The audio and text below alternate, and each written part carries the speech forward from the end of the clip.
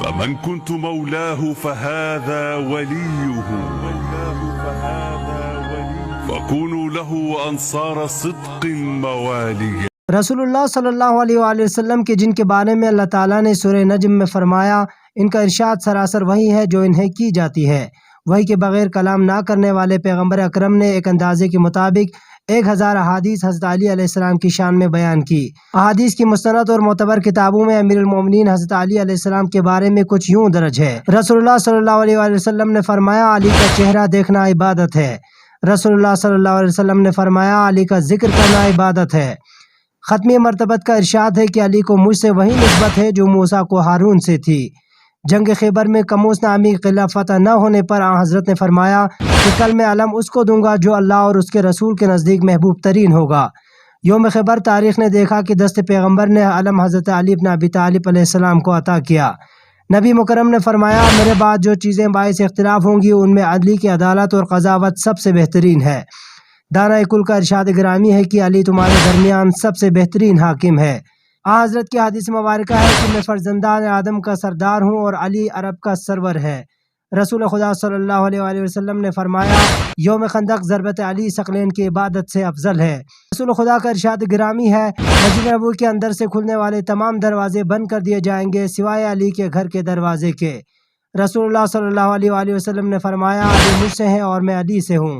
ایمن سے روایت ہے کہ رسول اللہ صلی اللہ علیہ وآلہ وسلم نے ایک لشکر کو روانہ کیا، ان کے درمیان علی بھی موجود تھے۔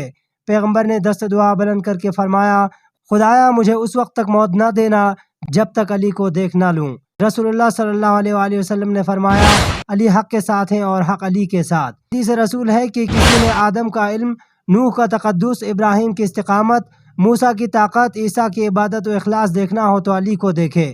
رسول اللہ صلی اللہ علیہ وآلہ وسلم نے فرمایا جس نے علی کو ستایا اس نے مجھے ستایا۔ رسول اللہ صلی اللہ علیہ وآلہ وسلم نے فرمایا جس نے علی سے دشمنی کی اس نے مجھ سے دشمنی کی۔ رسول اللہ صلی اللہ علیہ وآلہ وسلم نے فرمایا اے علی مومن کے علاوہ کوئی تم سے محبت نہیں کر سکتا اور منافق کے علاوہ کوئی تم سے بغض نہیں رکھ سکتا۔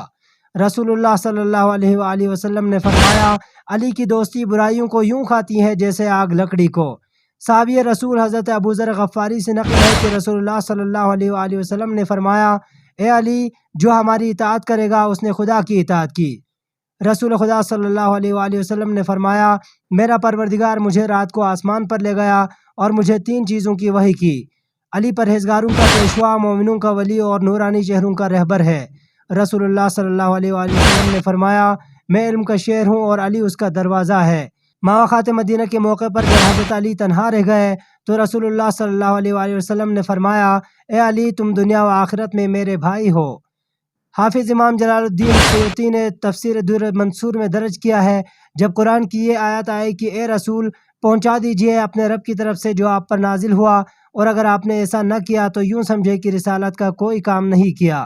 اس آیت کے بعد آخری حج سے واپسی پر خم غدیر کے مقام پر رسول اللہ صلی اللہ علیہ وآلہ وسلم نے صحابہ کے مجمع کے سامنے علی کا ہاتھ بلند کر کے یہ اعلان کیا من کنت مولا فہذا علی مولا، جس کا میں مولا اس کا علی مولا۔ زاہد حسین، احیا ٹی وی، سکردو۔